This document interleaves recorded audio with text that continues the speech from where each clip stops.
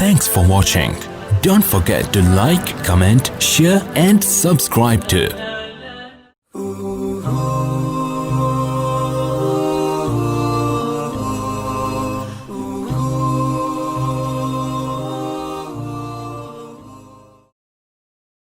میرے عزیز دوستو، انتہائی محترم مکرم بزرگوں، ربیع الاول کا مہینہ طلوع ہوتے ہی پوری دنیا کے اسلامی ممالک اور مسلمانوں میں جناب نبی کریم صلی اللہ علیہ وسلم کا تذکرہ شروع ہوتا ہے۔ اس مناسبت سے کہ ربیع الاول میں آپ صلی اللہ علیہ وسلم کی ولادت باسعادت تھی اور ربیع الاول میں ہی آپ کی وفات تھی۔ یہ اور بات ہے کہ آپ کی ولادت کی تاریخ میں بڑا اختلاف ہے۔ بعض حضرات کے نزدیک 9 ربیع الاول، بعض حضرات کے نزدیک 12 ربیع الاول اور بعض حضرات کے نزدیک کوئی دوسری تاریخیں بھی ہیں۔ لیکن یہاں پر جو بات اہم ہے وہ یہ دیکھنا چاہیے کہ مقصد ولادت حبیب صلی اللہ علیہ وسلم کیا تھا، کہ آپ صلی اللہ علیہ وسلم کو آپ نے دنیا میں کیسے اور کس لیے بھیجا اور آپ کیا بڑا پیغام چھوڑ کر ہمارے لیے گئے ہیں۔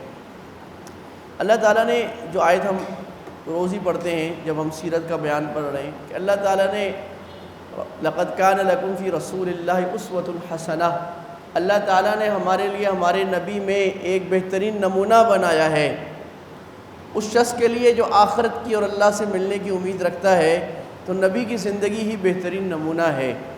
اللہ تعالیٰ نے اسلام کو ایک فطرت کے دین میں بتایا ہے کہ جہاں پر انسانوں کو اپنے جیسا ایک انسان چاہیے ہوتا ہے جو ان کو لیڈ کرے، جو ان کا قائد بنے، جس کو وہ نمونہ دیکھیں، جو انسانی تقاضے اور بشری تقاضے رکھتا ہو، اس کے باوجود وہ انسانیت کی اس معراج پر پہنچے کہ فرشتے بھی پیچھے رہ جائیں اور خاکی آگے چلا جائے، اور معراج میں جبریل کہے کہ میرے نبی میں یہاں سے آگے نہیں جا سکتا سدرۃ المنتہا سے، یہ بشر ہی کا مرتبہ ہے، بشر ہی آگے جائے گا۔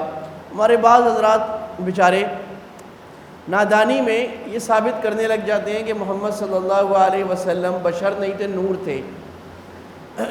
ان نادان بیچاروں کو یہ نہیں اندازہ کہ انسانیت کی معراج تو بشر ہونا ہے، نور ہونا ہے، فرشتہ ہونا کوئی کمال تھوڑی ہے۔ اگر نور اور فرشتہ ہونا کمال ہوتا تو اللہ کو انسانوں کو پیدا کرنے کی ضرورت کیا تھی؟ اللہ نے انسانوں کی مخلوق کو پیدا کیا ہے، وہ فرشتوں سے اعلیٰ پیدا کیا ہے، اور یہی وجہ سورہ بقرہ کے 3 رکوع میں ہے کہ اللہ جب انسانوں کو بنانے لگے فرشتے پہلے سے تھے اور اللہ کو اپنی عبادت کی ضرورت نہیں ہے۔ 70,000 فرشتے روز بیت المعمور کا طواف کرتے ہیں۔ اس کعبہ سے بالکل سیدھ پر 7ویں آسمان پر بیت المعمور ہے، اور وہ 70,000 طواف کرتے ہیں اور ساری زندگی انتظار کریں گے قیامت تک ان کی باری دوبارہ نہیں آئے گی۔ اور نماز کے لیے الگ فرشتے، ذکر کے لیے الگ فرشتے۔ تو فرشتوں نے اعتراض کیا کہ اللہ آپ ایسے مخلوق پیدا کر رہے ہیں کہ جو زمین میں فساد کرے گا، یعنی کرپشن کرے گا، وہ یسفک الدماء اور خون بہائے گا۔ اللہ تعالیٰ نے فرمایا انی اعلم ما لا تعلمون، میں جانتا ہوں تم جانتے ہو، چپ کر جاؤ۔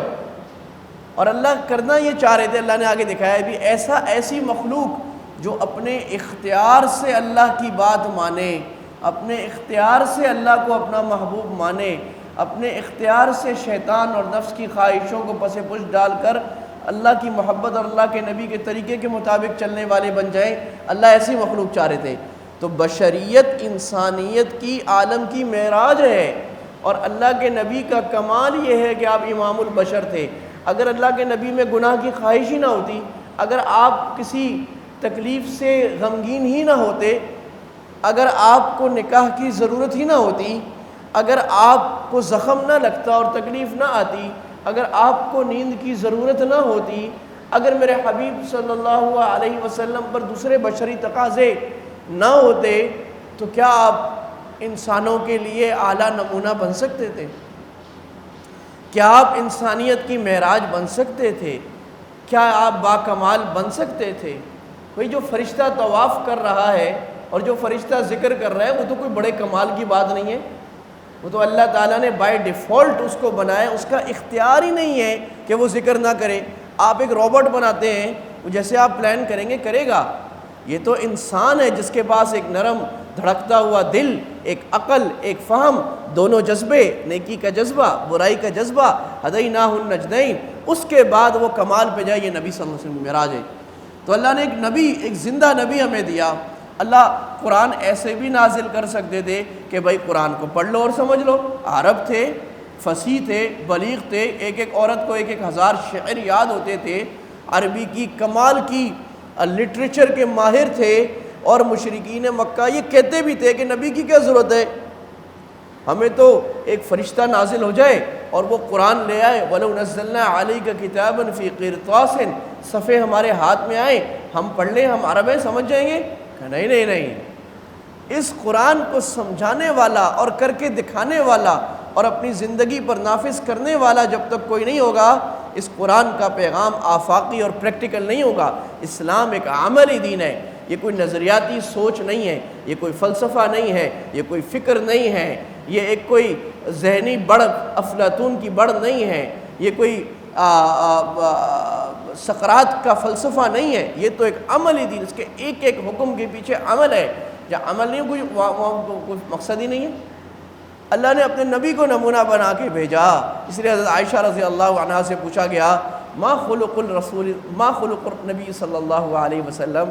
اماں عائشہ، ہماری اماں عائشہ جو ہے نا فقیہہ اماں، ہماری ساری ازواج مطہرات میں فقیہہ عالمہ اماں، کہ سارے صحابہ کو بھی علم پوچھنا ہو تو حضرت عائشہ کے دروازے پر.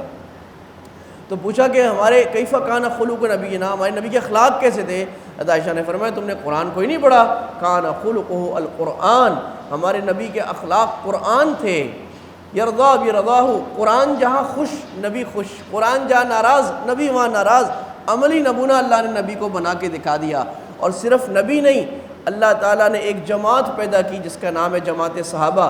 ان صحابہ کی اللہ کے نبی نے تربیت دی. اللہ نے کر کے دکھا دیا کہ دیکھو یہ قرآن ہے، اس قرآن کی عملی نمونہ نبی ہے، اور اس نبی کے نیچے ایک جماعت صحابہ ہے. یہ قرآن سارے لوگ اس پر عمل کر سکتے ہیں، اور کر کے دکھا دیا. اور یہ قرآن کیسا مسلمان معاشرہ چاہتا ہے، کیسا کردار چاہتا ہے، کیسا اخلاق چاہتا ہے، کیسا عقیدہ چاہتا ہے، یہ بتا کے دکھا دیا. ہمارے نبی صلی اللہ علیہ وسلم کو اللہ تعالیٰ نے کامل اور اکمل بنایا، ہر لحاظ سے کامل اور اکمل.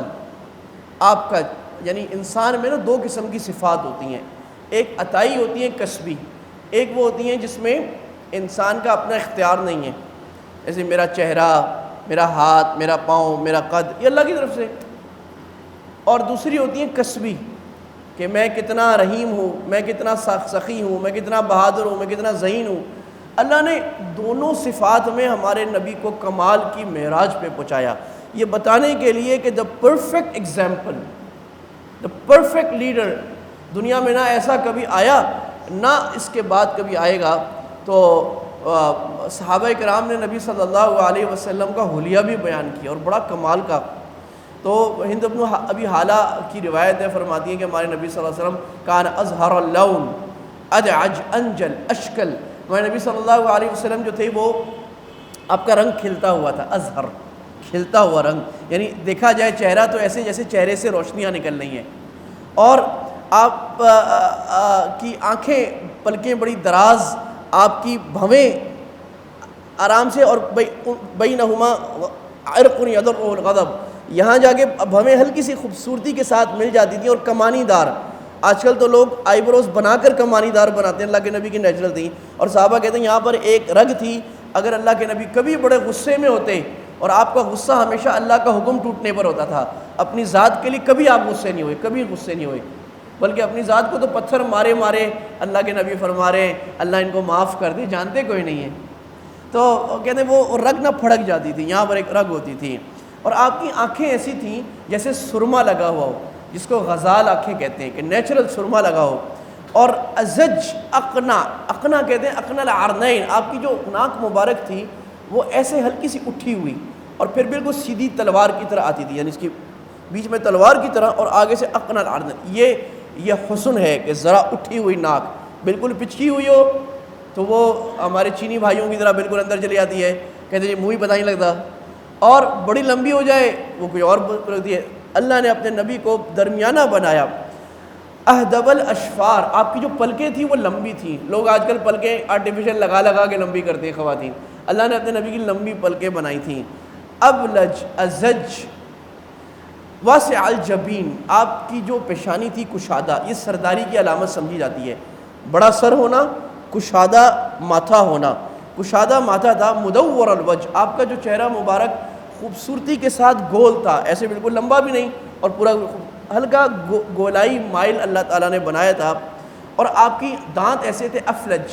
عربوں میں نا وہ کیا کیا کرتے تھے، خواتین کے دانتوں کو خوبصورت بنانے کے لیے بیچ میں فاصلہ ڈالتے تھے. وہ خاص ایک چھری سی لے کر اس میں کہ دانتوں کے درمیان مناسب فاصلہ ہو، بہت معمولی سا آدھے ملی میٹر. اللہ کے نبی کا ہر دانت الگ الگ ایسے تھا. صحابہ نے لفظ استعمال کیا افلج. جیسے کبھی آپ نے برف کے آئسیکل لٹکے ہوئے دیکھیں، برف کی جو ہے نا وہ نیچے پانی گرتا ہے، وہ برف ایسے بن جاتا ہے. تو ایسے اللہ کے نبی کے دانت اور چمکتے تھے. اور صحابہ کہتے ہیں کہ ان النور رؤیا من سنا البرق، برف کی طرح چمکتے ہوئے. اور آپ جب مسکراتے تھے نا تو آپ صلی اللہ علیہ وسلم کے دانت مبارک سے نور نکلتا جو دیواروں پر جا کر پڑا کرتا تھا. کث اللحیہ تملأ صدرہ، آپ کی داڑھی بڑی گھنی تھی جو آپ کے سینے کے اوپر کے حصے کو یہاں تک یہ اس کو گھیر دیا کرتی تھی. اور عظیم المنکبین والصدر، آپ کا سینہ اور آپ کے کندھے دونوں بڑے کشادہ. یہ مردانگی کی علامت ہے، یعنی کشادہ ایک لیڈر اور مردانگی اور سردار کی علامت ہے. اللہ نے اپنے نبی کو دیا تھا. زخم العظام، آپ کی جو ہڈیاں تھیں وہ پوری تھیں. اور رحب الکفین والقدمین، آپ کے ہاتھ بڑے، آپ کا جسم بھرا ہوا اور موٹاپا نہیں. آپ کا پیٹ اور آپ کا سینہ برابر تھا، نہ بہت موٹا نہ بالکل ایسے پتلا، درمیانہ اور بھرا ہوا جسم. لیکن اس کے باوجود آپ کی جو ہتھیلیاں تھیں اور آپ کے جو پاؤں تھے وہ ایسے تھے. رحب کہتے ہیں نرم. تو صحابہ فرماتے ہیں، انس فرماتے ہیں، میں اللہ کے نبی سے جب مصافحہ ہم کرتے تھے تو اللہ کی قسم دنیا کا کوئی ریشم، کوئی اور نرم چیز ہم نے اس سے زیادہ نرم نہیں دیکھی جتنا نبی صلی اللہ علیہ وسلم کا ہاتھ مبارک نرم تھا. یعنی ایک طرف مردانگی کی علامت بڑا اچھا. قد مبارک آپ صلی اللہ علیہ وسلم کا متوسط تھا، لیکن یہ آپ کا معجزہ تھا کہ جب اللہ کے نبی صلی اللہ علیہ وسلم چلا کرتے تو سب سے لمبے لگا کرتے تھے چلتے ہوئے. اور آپ صلی اللہ علیہ وسلم درمیانے قدم اٹھاتے تھے، درمیانے قدم اٹھاتے تھے. لیکن حضرت عمر فرماتے ہیں کہ ہمیں اللہ کے نبی کے ساتھ چلنے کے لیے دوڑنا پڑتا تھا، آپ کی رفتار میچ کرنے کے لیے. کأن الارض تطوى له، کہتے ہیں ایسے محسوس ہوتا تھا کہ زمین نبی کے لیے لپیٹی جا رہی ہے. اللہ زمین کا فاصلہ جو ہے وہ لپیٹ رہا ہے کہ آپ تھوڑے قدم اٹھاتے ہیں، ہم لمبے قدم اٹھاتے ہیں، ہمیں بھاگ بھاگ کے ساتھ چلنا پڑتا ہے. ربع القد ليس بالطويل البائن ولا القصير المتردد، نہ آپ اتنے لمبے کہ آنکھوں میں جچے نہیں، نہ اتنے چھوٹے کہ بے روب ہو جائیں. درمیانہ اللہ تعالیٰ نے قد بنایا تھا. اور آپ کے جو بال تھے وہ رجل الشعر، حدیث میں آتا ہے گھنگریالے مائل. بہت گھنگریالے ہوں برے لگتے ہیں، بالکل سیدھے ہو جائیں عجیب سے لگتے ہیں. گھنگریالے مائل. اور حدیث میں آتے ہیں جنتیوں کے بال بھی ایسے ہو جائیں گے. متماسک البدن، آپ کا جو بدن تھا وہ گندا ہوا تھا، یعنی لٹکا ہوا نہیں تھا جیسے ہمارا ہوتا ہے نا کڑھائیاں بریانیاں کھا کھا کے یہاں سے بھی گوشت لٹک رہا ہے، یہاں سے بھی. آپ کا پورا جسم متماسک البدن، ایسے ایک اس میں سلجھا ہوا بدن تھا. اور یہ آپ صلی اللہ علیہ وسلم کا حلیہ مبارک، یہ آپ کی ذات کو بھی صحابہ نے بیان کیا. آپ امت کی محبت دیکھیں اپنے نبی سے کہ اللہ کے نبی کی ذات آپ کے ایک ایک ادا کو دیکھا گیا. ایک مرتبہ اللہ کے نبی صلی اللہ علیہ وسلم کو روم سے کپڑے آئے سرخ رنگ کے. آپ نے وہ سرخ رنگ کے کپڑے پہنے اور آپ باہر نکلے اور 14ویں کا چاند تھا. تو حضرت مرارہ رضی اللہ عنہ صحابی ہیں، کہتے میں نکلا 14ویں کا چاند چمک رہا تھا اور ادھر میرے نبی نکلے تھے. تو میں 14ویں کے چاند کو دیکھوں اور اپنے نبی کو دیکھوں اور میں کہوں کون زیادہ خوبصورت ہے. جتنی مرتبہ میں نظر گھما کے دیکھوں میرا دل واضح طور پہ یہ کہے کہ نبی صلی اللہ علیہ وسلم کا چہرہ انور یہ چاند سے زیادہ خوبصورت ہے، کہ چاند میں تو کوئی داغ نہیں ہے، کہ چہرے پر تو کوئی داغ بھی نہیں ہے. آپ کی عادت یہ تھی، آپ کی ہیبت، کہ جو پہلی دفعہ آپ کو دیکھتا رعب میں آیا تھا، رعب میں. اور یہ ایک بڑے لیڈر کی صفت ہونی چاہیے کہ رعب میں آیا تھا پھر.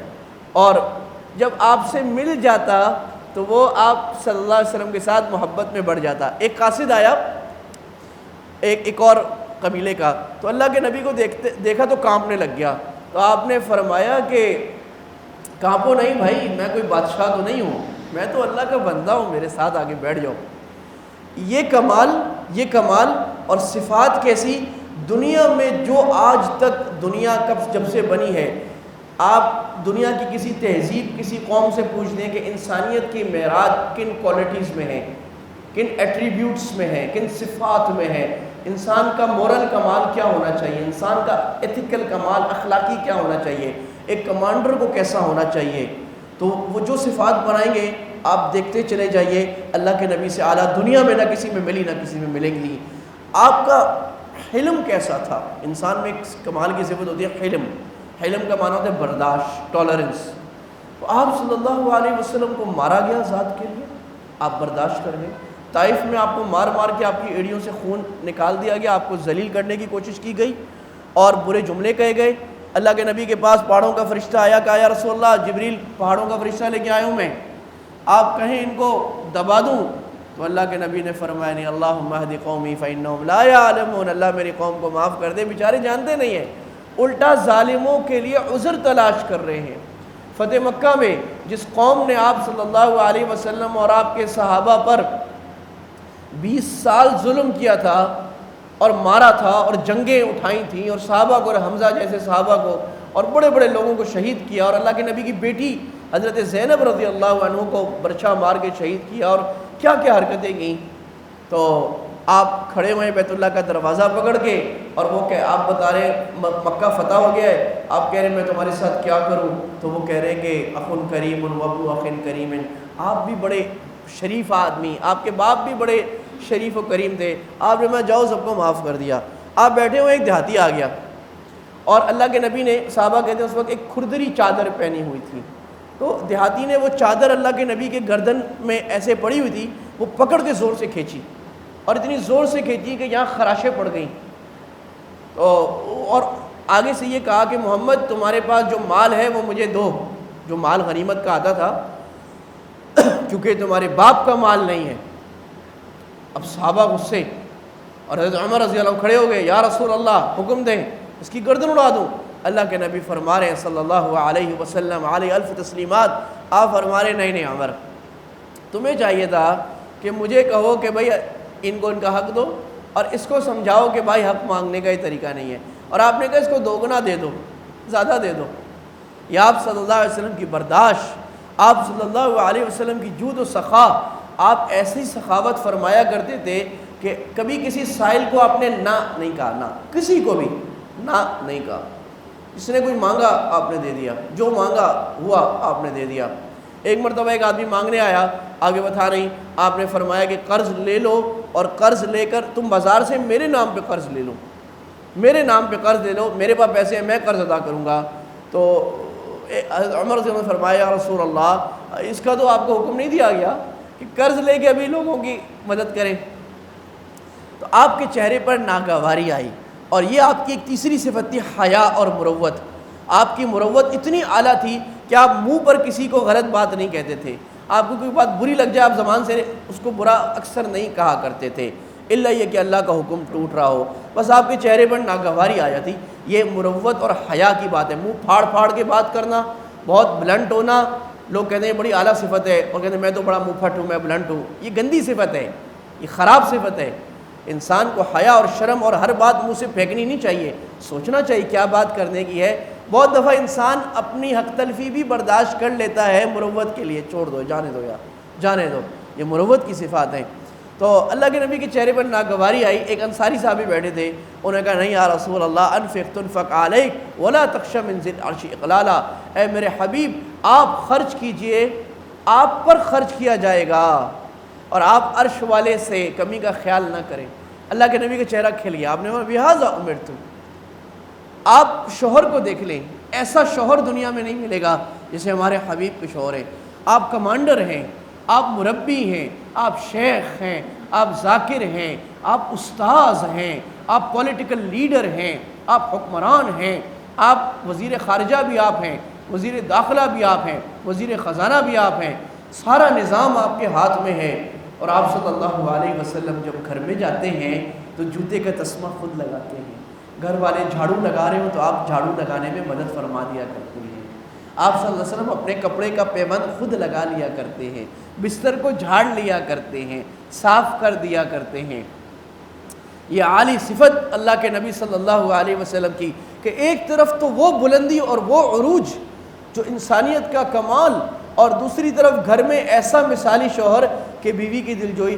آپ نے کبھی اپنی بیویوں میں کسی کے اوپر ہاتھ نہیں اٹھایا, حالانکہ قرآن نے لاسٹ ریزورٹ اس کو قرار دیا ہے کہ جب بڑا ہی آخری معاملہ خراب ہو جائے اور کوئی بڑی اجڑ قسم کی بیوی ہو, مانتی نہ ہو, تو چلو کبھی کبھی ہاتھ بھی اٹھا سکتے ہو. لیکن اللہ کے نبی نے کبھی ہاتھ نہیں اٹھایا. اللہ کے نبی نے کبھی یہ نہیں کہا میرا یہ کام کر دو, یہ کیوں نہیں کیا, کبھی نہیں کہا. بس آپ کو دیکھ کر بیویاں سمجھ جاتی ہیں اس کام کا دل کر رہا ہے, یہ کام کرنا چاہیے, یہ کام کرنا چاہیے. آپ کو کھانا پسند نہیں آتا, آپ چپ کر کے اٹھ جاتے. کبھی ساری زندگی کھانے میں عیب نہیں نکالا. ہمارے تو گھروں میں جھگڑے کا مسئلہ یہ ہوتا ہے, نمک کم نمک زیادہ, آج میری مرضی کا کھانا نہیں بنا. یہ ہے کمال مروت, کمال اخلاق, کمال محبت, کمال بندگی اور کمال انسانیت جو محمد صلی اللہ علیہ وسلم کی شکل میں اللہ نے ہمیں دیا ہے. لیکن ہم قدر کوئی نہیں کرتے, ہم نے قدر کرنا چھوڑ دی.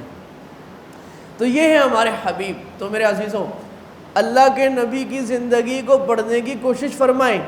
اللہ کے نبی کی سنتوں کو پڑھ کر گھر کی سنتیں, باہر کی سنتیں, خاندان کی سنتیں. اتنا باکمال انسان اور گھر میں حسن حسین کو اپنے کندھے پر بٹھا کر گھڑ سواری کرا رہے. اتنا باکمال انسان اور صحابہ کے ساتھ بے تکلف بیٹھے ہیں. آج تو کسی کے پاس تھوڑا سا مرتبہ آ جائے, لینڈ کروزر آ جائے, اس کی ہٹو بچو ہو جاتی ہے. وہ نبی کائنات کا بادشاہ, دو جہانوں کا دولہا, وہ نبی صلی اللہ علیہ وسلم بیٹھے ہیں. کوئی ملنے آ جائے پتہ نہیں لگتا تھا نبی کون ہے, ایسے بے تکلف بیٹھے ہیں. کوئی خاص جگہ نہیں بنائی ہوئی اپنی, آرام سے بیٹھے ہیں. کوئی ملنے آ جائے آپ اس کو اپنا تکیہ دیتے ہیں, بھائی تم اس پہ بیٹھو. وہ کہتا ہے نہیں, آپ اصرار فرماتے نہیں بیٹھو. وہ کھانے پہ کوئی بیٹھ جائے آپ اس کے منہ میں نوالے ڈالتے, آپ صلی اللہ علیہ وسلم اس کو پیش کرتے, نہیں یہ کھاؤ. وہ کہتے نہیں, آپ نہیں کھاؤ, لو. آپ صلی اللہ علیہ وسلم ہر مشکل کام میں آگے. علی رضی اللہ عنہ جیسا سورما, علی جیسا بہادر کہتا ہے جب جنگ اپنے دانت نکال دیا کرتی تھی اور غضبناک ہوا کرتی تھی اور آہیں اور شور اور قتل اور خون, تو ہم اللہ کے نبی کے پیچھے چھپا کرتے تھے. یعنی اللہ کے نبی کی آڑ لیا کرتے تھے اور آپ اقدام کیا جا رہے ہوتے تھے. حنین میں جب ایسا حملہ اہل ثقیف نے چاروں طرف سے کیا اور تیر برسائے اور صحابہ دھڑا دھڑ شہید ہوئے, اور جو بچ گئے بھاگے اور سمت لشکر اکھڑ گیا, صف اکھڑ گئی, اور اللہ کے نبی کے ساتھ 5-8 صحابہ رہ گئے بس, اور سارے پیچھے مکہ کی طرف بھاگ رہے اور اللہ کے نبی آگے جا رہے. اور آپ فرما رہے انا النبی لا کذب انا ابن عبد المطلب, میں سچا نبی ہوں, جھوٹا نہیں, میں عبد المطلب کا بیٹا ہوں. یہ بہادری, یہ کمال, یہ نرمی, ہو حلقہ یاراں تو بریشم کی طرح نرم, رزم حق و باطل وہ تو فولاد ہے مومن. یہ کمال کی صفات. تو یہ اللہ تعالیٰ نے اپنے نبی صلی اللہ علیہ وسلم کو دی. ہم میرے عزیزوں, ہم کسی اور چیز میں الجھ گئے. ہم لگ گئے بتیاں لگا لو, عشق رسول کا حق ادا ہو جائے گا. ہم لگ گئے تو باجا بجا لو, اور جناب کعبے کی شبیہ بنا لو, اور تماشا کر لو, اور جلسہ نکال لو. اور یہ تماشے جیسے سیاسی تنظیمیں تماشے کرتی ہیں, یا لسانی تنظیمیں تماشے کرتی ہیں, یا دوسرے مذہب جن کے پلے ہی کچھ نہیں ہے, ایک کرسمس منا کر وہ کہتے ہیں ہمارا مذہب بڑا عالی, ایک ہولی منا کر وہ کہتے ہیں ہمارا نظر. ان کے پلے ہی کچھ نہیں, ان کے پاس اپنے نبی کا کچھ ہے ہی نہیں. ہم ان کے پیچھے پڑ گئے اور ہم نے کہا ہم بھی عشق رسول کا اظہار اس طرح کریں گے. ارے بھئی عشق رسول ایک دن کی کام تھوڑی ہے. اے خواجہ پرسیز شب قدر نشانی, ہر شب قدر است اگر قدر بدانی. کسی نے پوچھا خواجہ صاحب شب قدر کا بتا دیں کب آتی ہے, نشانی کیا ہے؟ کہ اللہ کے بندے جس رات کی قدر کر لو گے وہ رات شب قدر بن جائے گی. صحابہ نے کبھی میلاد منایا تھا؟ صحابہ کو خیال نہیں ہے بتیاں لگا لیں ہم بھی؟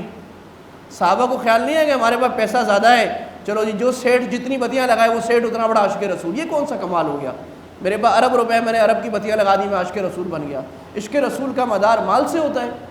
ایسی حماقت، ایسی جہالت، اور وہ جہالت اور حماقت بڑھتی چلی یار یہ ٹھیک ہے ربیع الاول میں اللہ کے نبی کا تذکرہ ہو جائے، ربیع الاول میں اللہ کے نبی کی شان بیان ہو جائے، ٹھیک ہے، اللہ کے نبی جس مقصد کے لیے آئے تھے وہ مقصد بیان کیا جائے، ہم بھی کر رہے ہیں، سارے کرتے ہیں، میں دنیا میں گھوما ہوں ہر جگہ ہوتا ہے، لیکن یہ تماشا دنیا میں نے کہیں نہیں دیکھا، نہ شام میں نہ عراق میں، تھوڑا سا ہو جاتا ہے بس، چلو 12 ربیع کو اللہ کے نبی کا تذکرہ فرما دیا، درود شریف پڑھ لیا، ماشاءاللہ، بس یہ نیا فیشن نکلا اور بڑھے ہی جا رہا ہے۔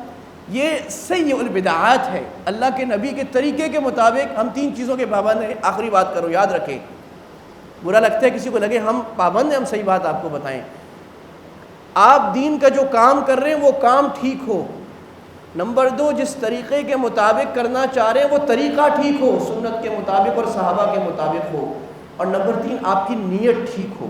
ہم کسی کی نیت پر حرف نہیں ڈالتے، اچھی نیت ہوگی، لیکن بدعت جو ہوتی ہے نا وہ اچھی نیت کے ساتھ ہی ہوتی ہے۔ دنیا میں جتنی بھی بدعتیں ہوئی ہیں وہ اچھی نیت کے ساتھ ہوتی ہیں۔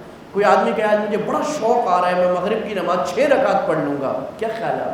اچھا کام کرے گا۔ نماز ہو رہی ہے، کوئی کہے مجھے بڑا دل کر رہا ہے، قرآن کی محبت سے میرے دل میں موجیں آ رہی ہیں، میں قرآن کی تلاوت کر لوں گا، یہ قرآن کی تلاوت ثواب ہے؟ موقع کو دیکھ، ہم پابند ہیں۔ عبداللہ بن مسعود رضی اللہ عنہ صحابہ میں سب سے بڑے مفتی صحابی، اور اللہ کے نبی کی وفات کے بعد دیکھا کہ کچھ لوگ مسجد نبی میں حلقہ لگا کے زور زور سے ذکر کر رہے ہیں، کہا اخرجوا بہؤلاء المبتدع، ان مبتدعین کو، بدعت والوں کو نکالو، یہ میرے نبی کے دین میں اضافہ کرنے آئے ہیں، میرے نبی کے دین کو خراب کرنے آئے ہیں۔ نبی کے دین کو ضرورت ہے کہ ہم اس میں چپیاں لگائیں، ہم اس میں ایڈیشنز کریں۔ اللہ نے تو الیوم اکملت لکم دینکم، سورہ مائدہ آیت نمبر 6 میں اللہ نے فرما دیا بھائی آج ہم نے تمہارا دین مکمل کر دیا۔ اس دین کو کسی ایڈیشن کی ضرورت نہیں ہے، کسی انوویشن کی ضرورت نہیں ہے، بس جو دین ہے اس پہ چلنا ہی ہمارے لیے کافی ہو جائے گا۔